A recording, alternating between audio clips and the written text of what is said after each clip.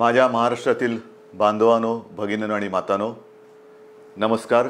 जय महाराष्ट्र. साधारणतः प्रत्येक आठवड्यामध्ये आपण अशा पद्धतीने भेटतो आहोत आणि मी बोलतो आहोत असं म्हणेन, पण मीच बोलतो आणि आपण ऐकता आहात. आणि आपण नुसते ऐकत नाही आहात, तर जे मी आपल्याला सांगतो आहे ते पूर्णपणाने त्या आपल्या सरकारच्या सूचना आपण हिमतीने आणि धैर्याने पाळत आहात. साहजिकच आहे, आज मी आपल्यासमोर येण्याचं कारण, आज 31 मे. लॉकडाऊन हा शब्द आता आपल्याला अंगवळणी पडलेला आहे. कदाचित ह्या काळामध्ये जन्माला येणारी बालकं ही कदाचित आईच्या ऐवजी लॉकडाऊन बोलायला पहिली सुरुवात करतील. म्हणजेच आयुष्याची सुरुवातच लॉकडाऊनमधून होते की काय, अशी परिस्थिती आहे. आज मी आपल्यासमोर आलो आहे, तो लॉकडाऊन शब्द हा कचऱ्याच्या टोपलीत फेकायला आलेला आहे. Mission begin again. पुन्हा एकदा आपण आपल्या आयुष्याची सुरुवात करतो आहोत. आणि आयुष्याची सुरुवात करताना लोकमान्य टिळकांचा तो किस्सा, ती आठवण ही मला आपल्याला सांगणं आवश्यक वाटतं. स्वातंत्र्याची लढाई जेव्हा सुरू होती, लढाईच होती ती, अर्थातच लढाई, मोठी लढाई. आणि लोकमान्य मंडाल्याच्या तुरुंगात किती वर्ष होते, कशा पद्धतीत होते, त्यांनी त्या तुरुंगात काय काय गीता रहस्य वगैरे या सगळ्या गोष्टी आपल्याला कल्पना आहे. पण सुटून आल्यानंतर त्यांना काही जणांनी विचारलं की आता पुढे काय, आणि त्यांनी सांगितलं पुनश्च हरिओम. पुनश्च हरिओम म्हणजे काय की पुन्हा एकदा आयुष्याला सुरुवात करतो आहे, लढाईला सुरुवात करतो आहे. तशीच आपली ही मिशन बिगिन अगेन, किंबहुना पुनश्च हरिओम सुरुवात करायची आता आपल्याला. ही सुरुवात करताना लॉकडाऊन करणं हा एक भाग झाला आणि सगळं हळूवार उघडणं हा दुसरा भाग झाला. म्हणजे लॉकडाऊन हे सायन्स असेल तर लॉकडाऊन उघडणं ही एक कला आहे किंवा आर्ट आहे. कसं काय उघडतोय आपण? पावसाळा तोंडावरती आहे. पावसाळा तोंडावरती आहे म्हटल्यानंतर पाऊस येऊन जातो, पडून जातो, अनेक ठिकाणी शेवाळ साचतं आणि शेवाळ समोर दिसल्यानंतर आपण आपलं पाऊल हे फार काळजीपूर्वक टाकतो. कुठे निसरडं नाही ना, कुठे घसरणार नाही ना, एकमेकाचा हात धरून चालतो, थोडासा आधार घेऊन चालतो की जेणेकरून आपलं पाऊल हे चुकता कामा नये आणि आपण घसरून पडता कामा नये. की तशीच पुढच्या आयुष्यातली पावलं ही आपल्याला अशीच तुम्हाला आणि मला, म्हणजे सरकारला आणि जनतेला, एकमेकाचा हात हातात धरून मजबूतीने टाकायचे आहेत. प्रत्येक पाऊल टाकताना कुठेही शेवाळावरती पाऊल नाही टाकत, केळीच्या सालावर पाऊल नाही टाकत. म्हणजे घाईघाई करून सटकून पडत तर नाही ना, पडणार तर नाही ना, या खबरदारीने आपल्याला पुढची वाटचाल करावी लागणार आहे. पावसाळ्याची सुरुवात म्हटल्यानंतर मी गेल्या आठवड्यामध्ये संपूर्ण आपल्या यंत्रणेची एक बैठक घेतली. त्याच्यामध्ये महसूल यंत्रणा, पोलीस यंत्रणा, आर्मी, नेव्ही, एअरफोर्स या सगळ्यांचे अधिकारी होते. आणि पाऊस म्हटल्यानंतर तुम्हाला कल्पना आहे, यावेळेचा पाऊस, त्याचा अंदाज हा सर्वत्र समाधानकारक किंवा सरासरी अथवा सरीपेक्षा थोडासा 19-20 असं सगळीकडे पडेल. म्हणजे एकूण समाधानकारक पाऊस पडेल असा अंदाज आहे. हा अंदाज आहे म्हटल्यानंतरही अनेकदा असं होतं की अचानक कुठेतरी ढगफुटी होते, पूर येतो. पूर परिस्थिती निर्माण झाल्यानंतर काय करायचं, त्याची सज्जता, ही सज्जता घेण्यासाठी ती बैठक होती. त्याही बाबतीत आपण सज्ज आहोत. कुठेही अशी आपत्ती येऊ नयेच, येणार नाहीच, पण आली तर आपण पूर्णपणे सज्ज आहोत. आणि ही सज्जता आपल्याला सांगत असताना उद्या 1 जून आहे. येत्या 2-3 दिवसातच आपल्या पश्चिम किनारपट्टीवरती चक्रीवादळ धडकण्याचा धोका आहे. चक्रीवादळ, मला खात्री येणार नाही, माझी तशी प्रार्थना आहे, माझा आत्मविश्वास आहे. आणि चक्रीवादळ आपल्या पश्चिम किनाऱ्यावरती येणार नाही ही खात्री जरी असली तरी देखील यंत्रणा मात्र आपली सज्ज ठेवलेली आहे. यंत्रणा सज्ज आहे.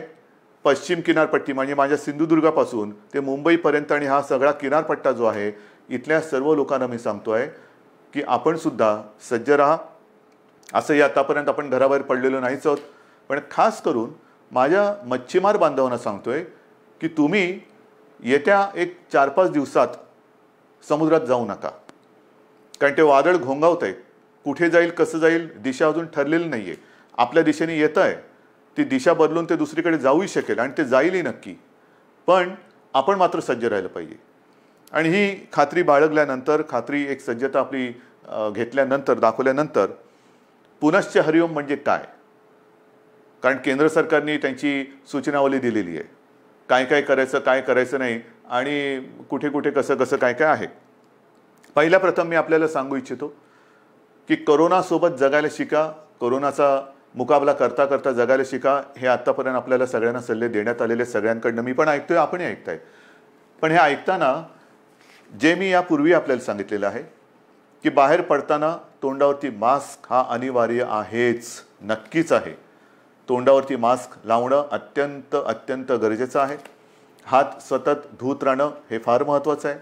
उगाच इकडे तिकडे जाताना कारण नसताना कुठेही हात लागला आणि कंटाळा आला म्हणून मास्क काढला आणि तोंडावरती हात फिरवला, डोळ्याला हात लागला, तोंडाला हात लागला, मग 24 तास तुम्ही मास्क लावला आणि 5 सेकंद मास्क काढून तो हात न धुता तुम्ही तोंडाला लावला तर 24 तास मास्क लावण्याचा काही परिणाम होणार नाही. तुम्हाला संसर्गापासून जर का जपायचं असेल तर नुसतं मास्क लावणं नाही, तर कुठेही हात लावल्यानंतर किंबहुना तोंडाला हात लावू नका, चेहऱ्याला हात लावू नका. हा पहिला नियम हा पुढचे काही काळ किंबहुना पुढच्या आयुष्यात आपल्याला अत्यंत काटेकोरपणाने पाळावंच लागणार आहे. बाहेर पडताना सुद्धा आपण टप्प्याटप्प्याने पडतो आहोत. अनेक जणांना घाई झालेली आहे, मला कल्पना आहे. आता काय झालं ना, आता उघडा ना, आता उघडा ना, उघडतो ना, हळूहळू करू ना आपण सगळ्या काही गोष्टी. ह्या सगळ्या गोष्टी इतर देश काय करतायत, काही देशांनी लॉकडाऊन केलाच नव्हता, टाळेबंदी केलीच नव्हती, त्यांची काय स्थिती आहे तेही आपण बघतो आहोत. काही जणांनी लॉकडाऊन केला, तो उठवला, उठवल्यानंतर तिकडे काय परिस्थिती निर्माण झाली तेही आपण बघतो आहोत. कालच मी एक बातमी पाहिली की एका देशाने शाळा सुरू केल्या आणि त्या पुन्हा बंद करावं लागल्या. म्हणजे थोडीशी उघडझाप ही सगळीकडे चाललेली आहे. मला असं वाटतं आपण उघडझाप नाही करायची. आपण एकदा जी गोष्ट आपण चालू करू ती सुरूच ठेवायची. आणि तेवढी शिस्त, तेवढा संयम हा आता गेल्या 2 महिन्यात आपल्याकडे आलेला आहे. स्वयं शिस्त म्हणा किंवा एक जिद्द म्हणा, ही आपल्या अंगी आपण आणलेली आहे. जी गोष्ट आपण ज्याची सुरुवात करू ती पुन्हा बंद करण्यासाठी नाही, अजिबात नाही. आणि म्हणून मला असं वाटतं की हा एक वादळाचा धोका आहे, तो किनारपट्टीला आहे. त्या किनारपट्टीमध्ये आपण दक्षता तर घेतोच आहोत, पण इतरत्र संपूर्ण महाराष्ट्रामध्ये 3 तारखेपासून आपण थोडेसे हातपाय हलवायला सुरू करूया. एक हातपाय हलवायला सुरू करूया. हातपाय हलवायला सुरुवात करायची म्हणजे काय करायचं, तर अनेक जण हे सकाळी फिरायला जातात, चालायला जातात, संध्याकाळी जातात. काही माझी तरुण युवक मुलं ही व्यायाम करतात, आउटडोअर व्यायाम, आउटडोअर. अजूनही जिम, स्पा ह्यांना आपण चालू करायला परवानगी दिलेली नाही. जिथे गर्दी होऊ शकेल त्या गर्दीला परवानगी अजूनही दिलेली नाही. कोणत्याही सभा समारंभ आणि एकत्रित येण्याला परवानगी नाही. आणि म्हणून मी आपल्याला सांगतोय की बाहेर फिरताना सुद्धा आपण अंतर ठेवून फिरायचं आहे. एकमेकापासून जेवढं अंतर ठेवू ते अंतरच आपल्याला ह्या कोरोनापासून अंतर ठेवायला मदत करणार आहे. त्याच्यामुळे बाहेर पडल्यानंतर अनेक दिवसानंतर आपले आप्तेष्ट भेटतील, मित्रमंडळी भेटतील, भेटलीच पाहिजेत. नाही भेटून चालणार कसं, भेटलीच पाहिजेत. पण भेटल्यानंतर एका अंतरावरून आपण त्याच्याशी हाय हॅलो करा, नमस्कार वगैरे करा. जास्त गप्पा टप्पामध्ये एकत्रित येऊन रंगून जाऊ नका, दंगून जाऊ नका, कारण अजूनही ती वेळ आलेली नाही. ही आता पहिल्यांदा आपण एक ट्रायल करतो आहोत, ट्रायल घेतो आहोत. 3 तारखेपासून याची सुरुवात करतो आहोत. 5 तारखेपासून आपण असा एक निर्णय घेतोय की आजपर्यंत सगळे व्यवहार आपले ठप्प होते, सगळी दुकानं आपली हे आपण बंद ठेवली होती. आता आपण काय करतोय, शहरं जी आहेत, लहान मोठी शहरं आहेत, तिकडे रस्त्याच्या दुतर्फा असलेली जी दुकानं आहेत, म्हणजे याही बाजूला दुकानं आहेत, याही बाजूला दुकानं आहेत, आपण 5 तारखेपासून सुरुवातीला एका बाजूची दुकानं उघडायची, मग ती एकदा झाल्यानंतर ह्या बाजूची, असं अल्टरनेट एक करत अंदाज घेणार की कशा पद्धतीने आपण सुद्धा ही सवय अंगी बांधवून कसं काम करत आहात. गर्दी अजिबात करायची नाही, कारण यापूर्वीसुद्धा आपण थोडे प्रयोग केले. ही जी झुंबड उडाली, नाईलाजाने आपल्याला ते बंद करावं लागलं. यापुढे ह्या गोष्टी होता कामा नयेत. ह्या गोष्टी टाळूनच आपण जे सुरू करू ते सतत आणि कायमचं सुरूच ठेवू. एक वेगळा आदर्श महाराष्ट्रापासून देशाने आणि जगाला घेतला पाहिजे की बघा महाराष्ट्र किती शिस्तबद्ध आहे. किती शिस्तबद्ध आहे. याने एकदा सुरू केलं, कदाचित इतरत्र ते बंद झालं असेल, पण महाराष्ट्राने नाही बंद होऊ दिलं. एवढा विश्वास माझा तुमच्यावरती आहे. तर एक 5 तारखेपासून दुकानं आपण चालू करू आणि नंतर पुढचा जो रविवार आहे आपलं सोमवार आहे तो 8 तारीख आहे. या 8 तारखेपासून आपण आपली कार्यालय सुरू करतो आहोत. कार्यालय सुरू करतो. तुम्हाला मी मंत्रालयाचं उदाहरण दिलं. सुरुवातीला मंत्रालय सगळं बंद करत असताना 50%, 25%, 5%, मध्ये एक काळ तर असा आला की 100% बंद करावं लागलं. मग हळूहळू पुन्हा 5%वर आणलं. आता आपण आपली ऑफिसेस जे आहेत त्या ऑफिसेसमध्ये आपल्या कर्मचाऱ्यांची संख्या ही साधारणतः 10% उपस्थितीवरून सुरू करू. एक 10% उपस्थितीने सुरू करू. त्याला काय आपल्याला अनुभव येतोय? केसेस वाढत आहेत का? कारण आत्ता आपण या काळामध्ये जे सुरू करतो आहोत तो खास करून आपला, मी मागेही आपल्याला सांगितलं होतं, कुठेतरी ज्याला आपण पीक म्हणतो म्हणजे सर्वोच्च बिंदू, त्याच्या एकतर जवळ जातो आहोत किंवा त्याच्यावरती आलेलो आहोत. ज्या केसेस वाढत आहेत, ज्या पद्धतीने त्या वाढलेल्या आहेत त्या बघितल्यानंतर आपण या पीकच्या जवळ किंवा त्या पीकवरती आहोत, म्हणजे त्या टिपेला पोचतो आहोत आपण किंवा पोचलेलो आहोत. काही काळ आता हा जो केसेस येण्याची संख्या जी आहे ही साधारणतः अशीच थोडीशी वरती खाली होत नंतर हळूवारपणाने एक आणखीन 8-15 दिवसानंतर ती खाली उतरायला लागेल. ही खाली उतरेल केव्हा उतरेल? जर आपण ही सगळी बंधनं पाळली तर.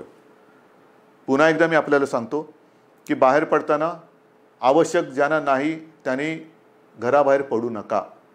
विशेषतः जे आपले ज्येष्ठ नागरिक आहेत आणि ज्यांना खास करून मधुमेह, रक्तदाब, इतर काही व्याधी किंवा दुर्दैवाने आजार किंवा काही विकार असतील त्यांनी घराबाहेर पडू नये. कारण हा जो विषाणू आहे तो या पद्धतीच्या ह्या वयोगटाच्या आणि या वर्गातल्या नागरिकांवरती फार घातक परिणाम करतोय. ज्या ज्या काही गोष्टी आपण बघतो आहोत गंभीर म्हणतो त्याच्यामध्ये ह्या वर्गातली लोक म्हणजे ज्याला हाय रिस्क ग्रुप ज्याला म्हणतो आपण त्या वर्गातली लोक किंवा नागरिक हे त्याला जास्त त्याचा प्रादुर्भाव हा अतिशय गंभीरतेने होतोय, घातक ठरतोय तो. म्हणून साधारणतः 55 ते 60च्या वरच्या नागरिकांनी आणि ज्यांना ह्या काही विकार किंवा काही आजार आहेत त्यांनी घराबाहेर पडता कामा नये. हे जरी घरात राहिले तरी मग प्रश्न येतो जे घराबाहेर पडणार आहेत साधारणतः मध्यमवयीन किंवा युवा, त्यांनी घराबाहेर पडल्यानंतर घरात गेल्यानंतर आपल्याला ज्येष्ठ आपले माता पिता आहेत, आई वडील आहेत, आजी आजोबा असतील, आणखीन कोणी ज्येष्ठ आपले नातेवाईक असतील, त्यांना आपल्याकडनं अनावधानाने सुद्धा हा संसर्ग होऊ द्यायचा नाही आहे.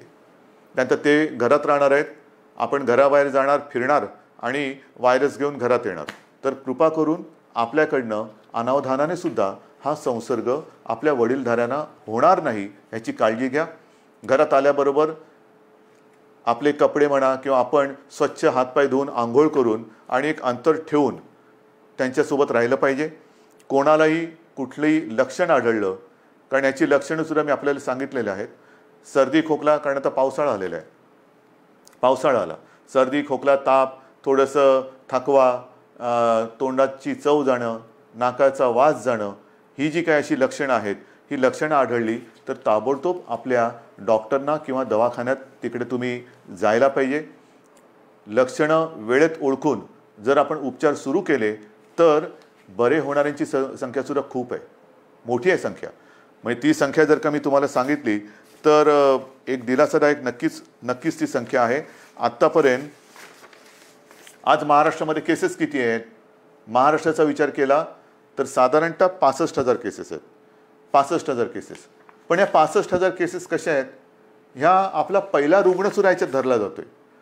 म्हणजे हे गेल्या वेळेला मी आपल्याला सांगितलं होतं की सुरुवातीला ज्याच्यामुळे कळलं की कोरोना आपल्या शहरामध्ये किंवा आपल्या राज्यामध्ये आलेला आहे तो रुग्ण आज बरा होऊन घरी पण गेला, कधीच गेला, पण तरीसुद्धा तो पहिला रुग्ण ह्या 65,000 धरला जातो. हे चूक आहे, ही चूक आहे. आणि तसं जर बघितलं तर आत्तापर्यंत 65,000मधून 28,000च्या आसपास हे रुग्ण बरे होऊन, खडखडीत बरे होऊन घरीसुद्धा गेलेले आहेत. 28,000च्या आसपास. काही दुर्दैवाने जे काय मृत्यू घडले तोही आकडा आहे. पण ह्या आता जे आपल्याकडे रुग्ण ज्यांना म्हणतो म्हणजे ॲक्टिव्ह केसेस जे पॉझिटिव्ह आहेत त्याच्यामध्ये आजचा आकडा आहे साधारणतः 34,000 आहे.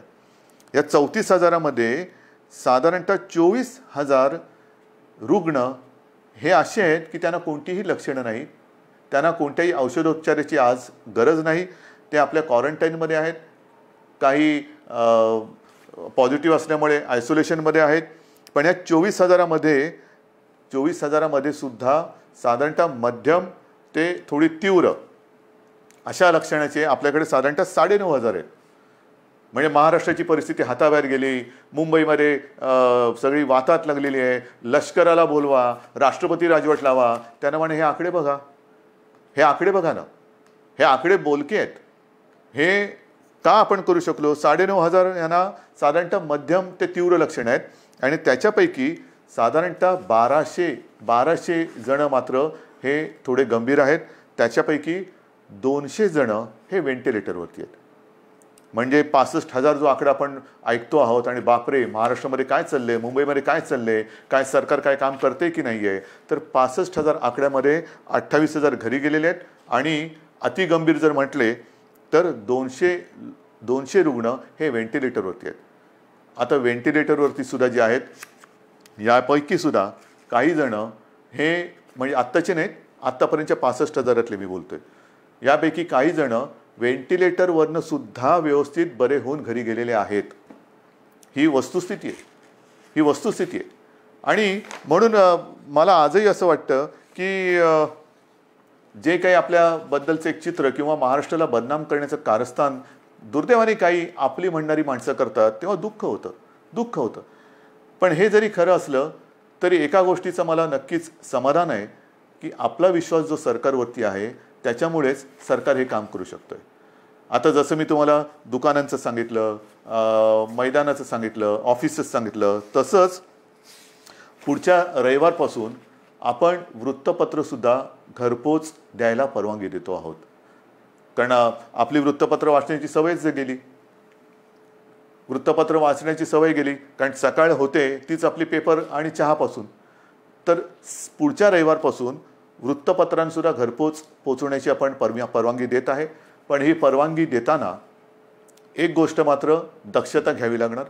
मी वृत्तपत्र विक्रेत्यांशी बोललेलो आहे आणि त्यांना मी सांगितलं की वृत्तपत्र विक्रेते जी आपली मुलं आहेत ती सुद्धा मुलं आहेत, त्यांना सुद्धा आपण काळजी घेतली पाहिजे, त्यांची काळजी घेतली पाहिजे. त्यांना देखील आपल्याला मास्क द्यावा लागणार, त्यांना एक हँड सॅनिटायझरची बाटली द्यावी लागणार. वेळोवेळी त्या मुलांनी सुद्धा आपले हात हे धुत राहिले पाहिजेत, तोंडावरती मास्क हा कायम ठेवला पाहिजे वृत्तपत्र वितरण करताना. आणि अशा पद्धतीने वृत्तपत्रसुद्धा वितरण करण्याची परवानगी आपण पुढच्या रविवारपासून देत आहोत. मैदानाची परवानगी मी तुम्हाला सांगितलेली आहे. सार्वजनिक ठिकाणी आपण फिरायला जाऊ शकता, व्यायाम करायला जाऊ शकता आणि ती वेळ आपण पहाटे 5 पासून संध्याकाळी 7 वाजेपर्यंत अशी मुभा ठेवलेली आहे. पहाटे 5 म्हणजे ज्यांना आपण मॉर्निंग वॉक जो म्हणतो, ज्यांची सवय आहे लवकर उठून फिरायला जायचं, आपण पुन्हा एकदा सकाळी 5 वाजल्यापासून पहाटे 5 वाजल्यापासून संध्याकाळी 7 वाजेपर्यंत या सगळ्या सार्वजनिक स्थळांचा म्हणजे मैदानं असतील, सी फेस आहे आपला, इतर ग्रामीण भागातल्या काही गोष्टी असतील, तलाव आहेत, कुठेही इकडे या पहाटे 5 ते संध्याकाळी 7 वाजेपर्यंत आपण निश्चित निसर्गाच्या सान्निध्यात जाऊ शकता, फिरू शकता, मैदानी व्यायाम करू शकता. पण हे व्यायाम करताना आरोग्य कमावण्यासाठी म्हणून त्याचा उपयोग करा. एकत्रित येऊन जे आरोग्य आपलं आहे ते बिघडून देऊ नका. अंतर हे ठेवलंच पाहिजे, हे मी पुन्हा पुन्हा सांगतोय. हे झाल्यानंतर मग जे काही आकडे मी तुम्हाला सांगणार आहे ते आकडे ह्याची थोडीशी तुम्हाला कल्पना असायला पाहिजे की नेमकं सरकारने आत्तापर्यंत केलेलं काय आहे, काय करते सरकार, किती आपल्याकडे व्यवस्था आहे. तर ज्या वेळेला हे संकट कोरोनाचं आलं कोणालाच कल्पना नव्हती की हे किती वाढेल आणि त्याच्यासाठी तयारी किती करावी लागेल. म्हणजे साधी गोष्ट आहे की आपल्याकडे राज्यामध्ये प्रयोग म्हणजे ज्या टेस्टिंग लॅब ज्या आहेत त्या नाही आहेत अशातला भाग नाही. पण याच्यासाठी जी टेस्ट करावी लागते त्याची सुविधा ही फक्त 2 ठिकाणी होती. एक आपल्या कस्तुरबामध्ये आणि पुण्याच्या NIVमध्ये. ही कस्तुरबाची सुद्धा जी लॅब आहे ती आपण साधारणतः 2007 साली मुंबई महापालिकेच्या माध्यमातून केली म्हणून ती दुसरी होती, नाहीतर फक्त एकच होती. त्याच्यात कस्तुरबा आपण केली, त्या 2 लॅब होत्या. आजच्या क्षणाला आपल्या महाराष्ट्र राज्यामध्ये 77 ही चाचणी केंद्र आहेत आणि येत्या 2-4 दिवसात ती 100 पर्यंत जातील. म्हणजे 2पासून 77, 77 पासून 100. आणि माझा प्रयत्न असा आहे की येत्या पावसाळ्यामध्ये टेस्टची संख्या आणि त्याची उपलब्धता ही आणखीन वाढवण्याची गरज आहे. कारण पाऊस म्हटल्यानंतर भिजणं हे आलंच, सर्दी खोकला शिंकणं, थोडा ताप, फ्लू हा आलाच. आणि तो आल्यानंतर लॅबची संख्या वाढवणं, चाचण्यांची क्षमता वाढवणं आणि त्याचबरोबर ह्या टेस्ट ज्या आहेत, ह्या चाचण्या ज्या आहेत, त्या केंद्र सरकारशी सुद्धा आपण बोलतो आहोत की त्याची जी किंमत आहे, त्याची जी एक किती पैसे त्याला लागतात ती किंमत ही आपल्याला खाली आणायची, सर्वसामान्यांच्या आवाक्यामध्ये ती आणायची. सरकारकडनं तर आपण मोफत करतोच आहोत, पण ज्याला कोणाला असं वाटलं की मला थोडंसं अस्वस्थ वाटते, मला टेस्ट करून घ्यायची आहे, तर त्यांनी ती टेस्ट करून घेण्यासाठी त्याला त्याच्या गावात, त्याच्या शहरात, त्याच्या घराच्या आजूबाजूला जास्त लांब न जाता कुठे आपण किती प्रमाणात उपलब्ध करून देऊ शकतो ते सुद्धा आपल्याला करायचं आहे. तर ही एक लॅबची संख्या आपण वाढवलेली आहे, आणखीन वाढवतो आहोत. मग अनेकदा अशी तक्रार येते की रुग्णाला बेडच मिळत नाही आहे. दुर्दैवाने थोड्याफार प्रमाणात ही तक्रार खरी आहे आणि ती तक्रार एकसुद्धा असता कामा नये ह्याच्याकडे सरकारचं लक्ष आहे. पण त्याच्याकडे जर का आपण बघितलं तर जे मी आपल्याला सांगितलं की आपल्याकडे ह्या लॅबची संख्या ही 2 होती, 2ची 77 आणि 77ची आता आपण 100 आणि पुढच्या काळात 100हून अधिक करतो. तसं आपल्या राज्यात इन्फेक्शनसाठी जी हॉस्पिटल्स होती ती फक्त 3 होती. आयसोलेशन सुविधा ज्याच्यात असतील अशी 3 होती. आता ती जवळपास 2576, 2500च्या आसपास आपण केलेले आहेत. मग 3पासून 2500. बेड्स किती होते? बेड्स साधारणतः 400च्या आसपास होते आयसोलेशन. ते आता 2.5 लाखाच्या वर महाराष्ट्रामध्ये झालेले आहेत. महाराष्ट्रात 2.5 लाखाच्या वर. त्याच्यामध्ये साधारणतः 25,000 बेड्स हे ऑक्सिजनची सुविधा देऊ शकतील असे आहेत. कारण आपल्याला मी जे सांगितलं की आत्तापर्यंत जे रुग्ण आपले हॉस्पिटलमध्ये उपचार घेत आहेत त्यांच्यापैकी 200 जण व्हेंटिलेटरवर आहेत. म्हणजे व्हेंटिलेटर फार थोड्या जणांना लागत आहेत, कोणालाही लागूच नाहीत, पण फार थोड्या जणांना लागत आहेत. जास्तीत जास्त रुग्णांना ऑक्सिजन लागतोय. ऑक्सिजनची सुविधा देणारे बेड्स हे आपण मोठ्या प्रमाणावरती तयार केलेले आहेत, आणखीन सुद्धा करतो आहोत. ICU बेड्ससुद्धा सुरुवातीला 250 होते, ते साधारणतः 8,500च्या आसपास आपण नेलेले आहेत. म्हणजे एवढी सुविधा आपण करतो आहोत, एवढी मोठी सुविधा आपण केलेली आहे. मला जी मी तुम्हाला सांगितलं की जम्बो फॅसिलिटी किंवा फील्ड हॉस्पिटल्स मुंबईमध्ये आहे, ठाण्यामध्ये आहे, ज्या ज्या शहरांमध्ये मी सूचना दिल्या आहेत, मग संभाजीनगर असेल, पुणे आहे, आणखीन कुठेही जिथे जिथे फील्ड हॉस्पिटलची आवश्यकता आहे तिथे त्यांना सूचना दिलेल्या आहेत की तुम्ही ते करा. म्हणजे एकेका ठिकाणी आपण 1,000, 2,000च्या बेडची सुविधा करतोय. गोरेगावला तर साधारणतः 3,000 बेडची सुविधा करतोय. इतर देशांनी, इतर राज्यांनी अशी सुविधा किती जणांनी उपलब्ध केली असेल, किती जणांनी संख्या वाढवली असेल, हे आता सगळीकडे स्पष्ट झालेलं असेलच. पण महाराष्ट्राने मात्र गेले 2 महिने उपचाराकडे लक्ष दिलेलं आहे, सुविधांकडे लक्ष दिलेलं आहे. आपण आपला टास्क फोर्स निर्माण केलेला आहे आणि हा टास्क फोर्स अक्षरशः अहोरात्र मेहनत करून, अविश्रांत मेहनत करून साधारणतः गाईडलाईन देतोय. आपलं मोठं जे आव्हान आहे की एकतर हा संसर्ग रोखणं, त्याची तीव्रता कमी करणं आणि मृत्यूदर हा कमीत कमी किंवा 0वरती आणणं. मृत्यूदर हा अजूनही मला खाली आणायचा आहे. आणि तो खाली केव्हा येईल? कारण आजही काही ठिकाणी असं लक्षात येते की जो कोणी रुग्ण आहे तो अगदी शेवटच्या टप्प्यामध्ये हॉस्पिटलमध्ये दाखल होतोय, अगदी शेवटच्या टप्प्यात. म्हणजे मी मागे आपल्याला कदाचित सांगितलं असेल की माझाच एक चांगला कार्यकर्ता, अत्यंत चांगला निष्ठावान कार्यकर्ता शेवटच्या टप्प्यात हा हॉस्पिटलमध्ये गेला, स्वतःहून गेला आणि तपासणी करतानाच तो कोसळला. काहीच करू शकले नाही डॉक्टर. म्हणजे त्याची कदाचित चाचणी पण करता आली नसेल. हे अंगावरती दुखणं काढू नका. अंगावरती दुखणं काढल्यानंतर मग मात्र त्याला उपचार नाही आहेत. अनेक जण जे वाचून घरी गेलेले आहेत ते वेळेमध्ये आपल्याकडे आलेले आहेत. अगदी दुर्दैवाने काही व्हेंटिलेटरवरती जाऊन सुद्धा सुदैवाने खडखडीत बरे होऊन घरी गेलेले आहेत. वेळेत आले तर उपचार होतात.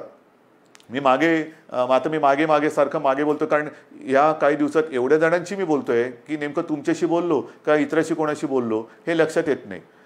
तर त्यावेळेला मी सांगितलं होतं की जर का मृत्यूदर खाली आणायचा असेल, आणि तो येतोय, नक्कीच येतोय, आलेला आहे, तर डॉक्टर आपल्याकडे सज्ज आहेत. पण डॉक्टरना 2 गोष्टी वेळेत मिळाल्या पाहिजेत. एक म्हणजे औषधं, ती औषधं आपण त्यांना देतो, आणि सगळ्यात महत्त्वाचा भाग म्हणजे पेशंटसुद्धा वेळेमध्ये जर का डॉक्टरांच्या हातात आला तर डॉक्टर, तुम्हाला कल्पना नाही, अक्षरशः एखाद्या योद्ध्याला साजेल असा पराक्रम करतायत.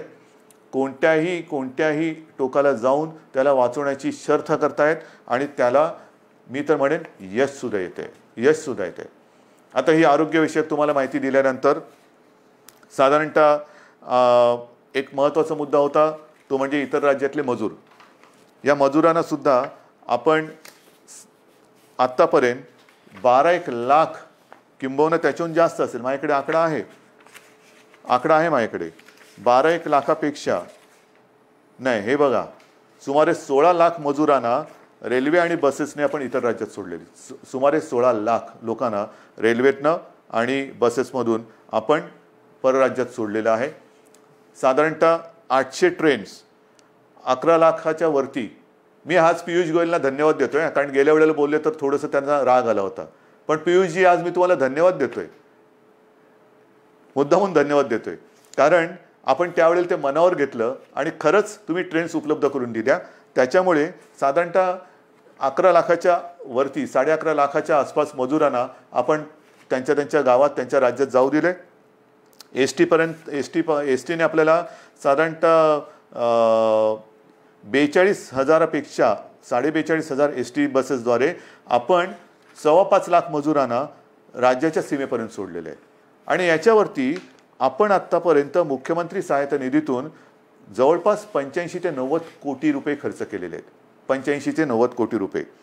साधारणतः 22 पेक्षा जास्त फ्लाईट्सद्वारे 3,000पेक्षा जास्त नागरिक आपण महाराष्ट्रात आणलेले आहेत. 7 जूनपर्यंत आणखीन काही फ्लाईट्स येत आहेत. तर अशी ही सुरुवात होते. शिवभोजन थाळीसुद्धा ही आजपर्यंत आपण 838 केंद्र राज्यात कार्यरत केलेली आहेत. 1 ते 30 मे, फक्त 1 ते 30 मे या काळात या शिवभोजन थाळीच्या योजनेतून आपण 32,77,778 शिवभोजन थाळ्याच्या माध्यमातून एवढ्या लोकांना, म्हणजे 32 लाखाच्या आसपास लोकांना आपण भोजन देण्याची व्यवस्था केलेली आहे. मुख्यमंत्री सहायता निधीत आतापर्यंत 352 कोटी रुपये आपण संपूर्ण आले. त्याच्यापैकी 111 कोटीपेक्षा जास्त हे कोविडसाठी आपण खर्च केलेला आहे. या सगळ्या गोष्टी चालू आहेत. उद्योगधंदे सुरू होत आहेत. 7.5 लाखापेक्षा जास्त मजूर हे कामावरती आलेले आहेत. उद्योगांना तर आपण परवानगी दिलेली आहे. आणखीनही उद्योग आपण सुरू करतो आहोत. आता हे सगळं सुरू करत असताना जसा पावसाळा सुरू होतो आहे तसंच आपलं शैक्षणिक वर्ष सुरू होतं आहे. शाळा कशा सुरू करायच्या, कॉलेजेस कशी सुरू करायची, विशेषतः विद्यापीठांच्या परीक्षांचं काय करायचं, अंतिम वर्षाची परीक्षा घ्यायची नाही घ्यायची, कधी घ्यायची, सगळ्याचा विचार सुरू आहे. पहिल्यांदी कॉलेजच्या विद्यापीठाच्या अंतिम वर्षाच्या परीक्षेबद्दल मी बोलतो. कालसुद्धा मी त्याच्याबद्दल कुलगुरूंची एक बैठक घेतली. विभागवार सगळ्या कुलगुरूंची मतं मी आजमावून घेतली. सगळ्यांचं मत एक आहे, परीक्षा घ्यायची असेल तर तातडीने परीक्षा घेण्यासारखी आजची परिस्थिती नाही आहे. कारण ते कुलगुरू जरी असले, मी मुख्यमंत्री जरी असलो, तरी आमच्यातला पालक हा आजही जिवंत आहे. अनेक पालकांची एक चिंता आहे की कोविड सगळीकडे, कारण थोडाफार आता आपल्या राज्यामध्ये सुद्धा तो हळूवार पसरलेला आहे. आटोक्यात तर नक्की आणू आपण, पण तो पसरत असताना आमच्या मुलांना आम्ही परीक्षेला पाठवावं का?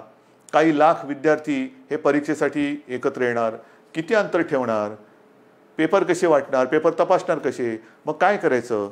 म्हणून आपण सगळ्यांनी मिळून एक असा तोडगा काढलेला आहे की अंतिम वर्षाच्या ज्या परीक्षा आहेत त्या परीक्षा घेण्यापूर्वी एक असा मुद्दा आला, आणि मला असं वाटतं तो बरोबर आहे. आपण एक निर्णय असा घेतलेला आहे की साधारणतः जेवढे सेमिस्टर झालेले आहेत त्यांची सरासरी काढून त्या विद्यार्थ्यांना मार्क्स द्यायचे आणि त्या विद्यार्थ्यांना तसं पास करायचं. कारण साधारणतः गेले किती सेमिस्टर झाले असतील, किती वर्षाचे झालेत, ते एक सरासरी काढली तर आपण त्या सरासरीचा विचार करू शकतो आणि ते ॲग्रिगेट करून त्यांना पास करायचं, की जेणेकरून त्यांचं आयुष्य थांबणार नाही. परीक्षा कधी घेणार? जूनमध्ये घेऊ शकतोय? नाही. जुलैमध्ये घेता येईल? सांगता येत नाही. ऑगस्टमध्ये येईल? कल्पना नाही. मग कधी घेणार आपण परीक्षा? मग तोपर्यंत विद्यार्थ्यांनी करायचं काय? नुसतं ताटकळून राहायचं, लोंबकळत राहायचं? अजिबात नाही. शिक्षणाचा खेळखंडोबा हा होऊ द्यायचा नाही.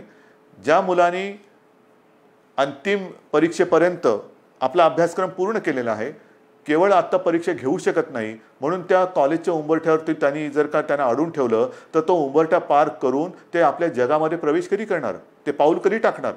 म्हणून आपण असं ठरवलेलं आहे की या विद्यार्थ्यांना जेवढे सेमिस्टर झालेत त्याची सरासरी करून मार्क्स देऊन पास करायचं. आणि पास केल्यानंतर जर का कोणाला असं वाटत असेल की ठीक आहे रे, पण मला अजूनही मी मार्क्स मिळवू शकत होतो, जर परीक्षा झाली असती ना तर मी आणखीन चांगले मार्क्स मिळवू शकलो असतो, ठीक आहे, तुम्हालाही आपण संधी देतो. साधारणतः एक अंदाज घेऊन ऑक्टोबर असेल, नोव्हेंबर असेल किंवा सप्टेंबर असेल आपण बघूया. पण ज्यांना जर का वाटत असेल की मी परीक्षा पण मला द्यायची होती कारण मी अधिक मार्क कमवू शकत होतो, तर आपण त्यावेळेला परीक्षा घेऊन ज्यांना परीक्षेला बसून अधिक मार्क्स मिळवण्याची जर का त्यांची इच्छा असेल तर त्यांच्यासाठी सुद्धा परीक्षा घेण्याची आपण एक तयारी ठेवतो आहोत. तूर्त त्यांना आपण पुन्हा एकदा सांगतो, जेवढे सेमिस्टर झालेत ते ॲग्रिगेट करून त्यांना मार्क देऊन आपण त्यांना त्यांच्या आयुष्यामध्ये पाऊल टाकायला आपण संधी देत आहोत. ज्यांना परीक्षा द्यायची असेल त्यांच्यासाठी जेव्हा आपण घेऊ शकतो परीक्षा त्यावेळेला परीक्षेची सुद्धा सोय करतो आहोत. म्हणजे त्यांना एकदा या टेन्शनमधून आपण मोकळं करतो आहोत. मग राहता राहिला प्रश्न, अंतिम परीक्षा तुम्ही निर्णय दिलात, पहिलं वर्ष सुरू कसं करणार? पहिलं वर्ष सुरू करणार, पहिली कशी सुरू करणार? विद्यापीठ झालं, शाळेतल्या पहिलीची सुरुवात कशी करणार? कारण शैक्षणिक वर्ष सुरू होते. आज सुद्धा जसं कॉलेजच्या विद्यार्थ्यांचा जसा प्रश्न आहे, शाळेच्या विद्यार्थ्यांचा प्रश्न आहे. शाळा आपण सुरू करायच्या का? काही ठिकाणी तर शाळा आपल्याला नाईलाज म्हणून क्वारंटाईनसाठी वापरावं लागल्यात. त्या करता येतील, त्या सगळे ते क्वारंटाईनमधली व्यवस्था दुसरीकडे करून निर्जंतुकीकरण करून पुन्हा एकदा शाळा सुरू करू शकतो आपण. पण ह्या जर का शाळा सुरू केल्या तर मी सुरुवातीला जे आपल्याला सांगितलं, काही देशांमध्ये सुरू केलेल्या शाळा ह्या बंद कराव्या लागल्या. मला आता काही बंद नाही करायचे. आणि त्याच्यासाठी जसं मी आता लॉकडाऊन शब्द बाजूला ठेवून मिशन बिगिन अगेन किंवा पुनश्च हरिओम म्हणतो आहे, तसं शाळा कधी सुरू होणार पेक्षा शिक्षण कसं सुरू करायचं. शाळा हे एक माध्यम आहे. शाळेत सगळे विद्यार्थी येतात, शिक्षक त्यांच्यासमोर असतात. आज देखील ग्रामीण भागामध्ये आपल्याला ऑनलाईन शिक्षण याची सुविधा आपण देऊ शकत नाही आहोत. मग काही जणांनी आजच दुपारी मी मोठ्या शिक्षण तज्ज्ञांची एक बैठक घेतली. अनेक जणांनी हे सगळे पर्याय सांगितले की आमच्याकडे शाळा सुरू करू शकतो कारण ग्रामीण भागामध्ये आम्ही हे करू शकतो. काही जणांनी सांगितलं शाळेमध्ये सुद्धा एक दिवसाआड शाळा सुरू करायची का? काही जणांनी सांगितलं आम्ही ऑनलाईन शिक्षण तर आधी सुरू केलेलंच आहे. मी त्यांना असंच म्हटलं की शाळा सुरू करण्यापेक्षा शिक्षण सुरू करायचं आहे. जर आपल्याला ग्रीन झोनमध्ये किंवा जिथे प्रादुर्भाव नसेल, अत्यंत सुरक्षित सगळं अंतर वगैरे ठेवून ग्रामीण भागात शाळा सुरू करू शकत असू, तिकडे पूर्ण खबरदारी घेऊन आपण शाळा सुरू करू शकतो का? ही शक्यता मला काही दिवसात सांगा. शहरांमध्ये ऑनलाईन शिक्षण हे कसं सुरू करायचं त्याच्यावरती आपण विचार सुरू केलेला आहे. ऑनलाईनमध्ये मग काही मोबाईल कंपन्यांशी आपण बोलू की काही डेटा तुम्ही कसा देऊ शकता आम्हाला, TV द्वारे कसं आपण देऊ शकतो, रेडिओच्या माध्यमातून कसं करू शकतो, ई लर्निंग म्हणजे SD कार्ड देऊन आपण कसं सुरू करू शकतो, लॅपटॉप किंवा टॅब, ज्यांच्याकडे लॅपटॉप आहेत त्यांच्याकडे टॅब आहेत, ज्यांच्याकडे काही फोन आहेत त्याच्यात SD कार्ड टाकून ई लर्निंगद्वारे सुरू करू शकतो का? आठवड्यातून शाळेमध्ये किती दिवस येऊ शकतो? शाळेचं निर्जंतुकीकरण वगैरे ती जबाबदारी सरकारची, त्याच्यात तुम्ही काळजी करू नका. स्वच्छता राखणे ही जबाबदारी सरकारची. पण खरंच शहरांमध्ये आपण शाळा सुरू करू शकतो का? आणि सुरू करू शकत नसू तर ऑनलाईन पद्धतीने शिक्षण आपल्याला सुरू करायला पाहिजे. थोडक्यामध्ये जिथे जिथे ऑनलाईनने आपण सुरू करू शकतो तिथे ऑनलाईनने शिक्षण सुरू करू. जिथे आपण शाळा सुरू करू शकत असू तिकडे शाळेतनं शिक्षण सुरू करू. जिथे आपल्याला वाटत असेल की समजा आपल्याला SD कार्ड देऊन आणखीन काय करून शिक्षण सुरू करायचं असेल तर तेही करू शकतोय. येत्या काही दिवसात त्याच्यावरती आपण ठोस निर्णय घेऊ. शिक्षण सुरू झालंच पाहिजे. पण मला असं वाटतं की कोरोनाने आपल्याला नक्कीच काही काही गोष्टी शिकवलेल्या आहेत. तरुणांनी आपल्या स्वतःकडे बघायला हे नक्कीच शिकवलेलं आहे. स्वतःकडे पाहायला शिकवलं आहे, आपल्या कुटुंबाकडे पाहायला शिकवलेलं आहे, आपल्या मुलांकडे, मग शिक्षणाकडे, आरोग्याकडे. आजपर्यंत कदाचित आरोग्य असेल आणि शिक्षण असेल यांना तेवढं प्राधान्य दिलं गेलं नसेल कदाचित. पण मला असं वाटतं की पुढचं आयुष्य जगताना जर आपण जीवनावश्यक वस्तू आणि जीवनावश्यक काही गोष्टी ह्या अशा संकटाच्या काळातही बंद होऊ न देता चालू ठेवल्या, तसंच शिक्षणसुद्धा किती मोठं संकट आलं तरी देखील कसं सुरू ठेवता येईल त्याच्याकडे आता आपल्याला लक्ष देण्याची गरज आहे. आरोग्य सुविधासुद्धा मोठ्या प्रमाणात वाढवण्याची गरज आहे.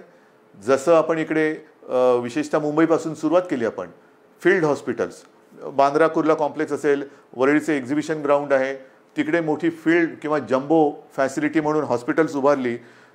मी असं ठरवलेलं आहे, आपल्या सरकारने असं ठरवलेलं आहे की येत्या काळात आरोग्याला प्राधान्य द्यायचं, शिक्षणाला प्राधान्य द्यायचं. शहरांमध्ये म्हणजे ग्रामीण भागामध्ये सुद्धा, ग्रामीण भागातली छोटी मोठी शहरं आहेत त्या शहरांमध्ये त्या त्या जिल्ह्यांच्या आवश्यकतेनुसार इन्फेक्शन हॉस्पिटल्स, जी इतर वेळेला तिकडे काही कार्यक्रम चालतील, जसं वरळीचं आपलं गोरेगावचं एक्झिबिशन ग्राउंड आहे, तिथे इतर काही कार्यक्रम चालतात. वरळीला डोम आहे, इतर वेळेला इतर काही कार्यक्रम चालतात. ते कार्यक्रम चालू ठेवायचे, पण हॉस्पिटलची सुविधा ही तिकडे सज्ज ठेवायची. जर गरज लागली तर तिथे 2 ते 3 दिवसात हॉस्पिटल उभारता आलं पाहिजे. उभारता म्हणजे सगळ्या सुविधा ज्या आहेत, म्हणजे बेड्स या सगळ्या पटपट मांडून हॉस्पिटल सुरू होईल. इतर वेळेला लग्नसराई असेल, प्रदर्शनं असतील, कृषीची प्रदर्शनं असतील, इतर काही कार्यक्रम असतील, सभा समारंभ असतील, त्याच्यासाठी ते वापरले जातील. पण आरोग्य सुविधा मात्र जेव्हा गरज लागेल तिथे कमीत कमी वेळेत त्या आपल्याला उपयोगात आणता येतील अशा पद्धतीने राज्यभर आरोग्य सुविधासुद्धा आपण निर्माण करणार आहोत. एकूणच जे मी आपल्याला सुरुवातीला बोललो होतो की आपण खबरदारी घ्या, आम्ही जबाबदारी घेतो. आता खबरदारी आणि जबाबदारी दोन्ही एकत्र करण्याची वेळ आलेली आहे. जबाबदारी सरकारने घेतलेली आहे, खबरदारी आपण घेतलेली आहात. आता खबरदारी आणि जबाबदारी संपूर्ण वाट आपली ही असं समजा की निसरडी आहे. एकमेकाचा हात हातात धरून दोघांनाही कुठे धोका होणार नाही. म्हणजे सरकारला तसं नाही, सरकार तसं पडूच शकत नाही. तुम्ही सोबत असल्यानंतर तसं सरकार कोणी पाडू शकत नाही, मला सरकारची चिंता नाही आहे. पण आयुष्यात कुठेही आपल्याला घाईघाई करून घाईगर्दीने आपलं पाऊल चुकता कामा नये, पाऊल घसरता कामा नये. याची खबरदारी घेऊन जे करू ते ठामपणाने करू आणि जे करू ते पुन्हा बंद कधी करणार नाही या आत्मविश्वासाने एक एक पाऊल पुढे टाकत जाऊ. Mission begin again. पुनश्च हरिओम. जय हिंद, जय महाराष्ट्र.